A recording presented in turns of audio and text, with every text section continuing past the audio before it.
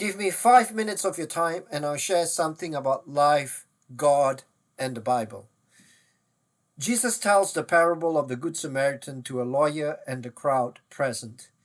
It is not the Jewish priest or the Levite who helps the injured man on the road. Instead, it is the Samaritan who helps the injured Jewish man. During the time of Jesus, the Jews looked down on Samaritans, their culture, and their religion. This lawyer is so angry with Jesus after he tells this parable of the Good Samaritan that he cannot bring himself to mention the word Samaritan. Luke 10 verses 36 to 37. Which of these three do you think was a neighbor to the man who fell into the hands of the robbers? The expert in the law replied, the one who had mercy on him. Jesus told him, go and do likewise. This parable of Jesus is so scandalous to the Jewish audience who hear it for the first time. It is not the Jewish priest who helps the wounded man on the road. It is not the respectable Levite who helps the wounded man on the road. Instead, it is the half-caste Samaritan who helps the wounded Jewish man on the road. The very people whom the Jews respect as pillars of the community during the time of Jesus, the priest and the Levite, do not help the wounded man. Instead, it is the despised Samaritan who helps the wounded Jewish man.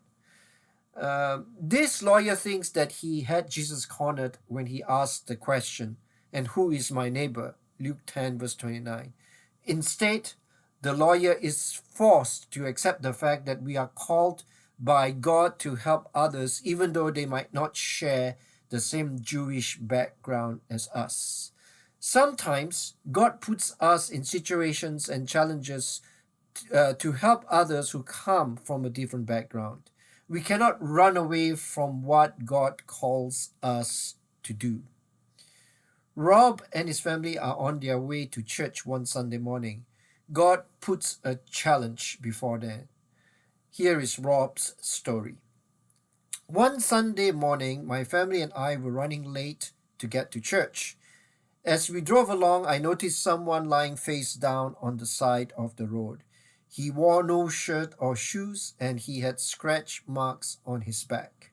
I slowed down as if to stop and help, but I continued because we were late. Besides, I didn't know this person, and I worried about our safety. I thought that probably someone else would stop and help. After passing by, I kept looking back through my rearview mirror and noticed that nobody was stopping. I was thinking of all the reasons why I should not go back and help, but finally I realized that all my reasons were really just excuses. Soon I turned the car around and drove back to render aid. Yes, I was concerned, anxious, and afraid of getting involved. I was worried about what could happen to my family and me.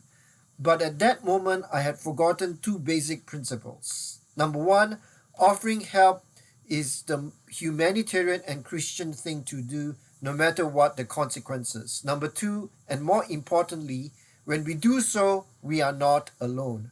God is with us. We are not alone. God is with us. This story reminds us that we are not alone when we help other people in our lives. When God calls us to help others, God also empowers us to help those people. God gives us the resources to help them. In this story, the Good Samaritan gives 2 denarii to the innkeeper.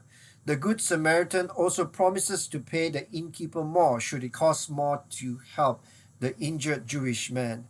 The Good Samaritan empowers the innkeeper to look after the man after he leaves the inn.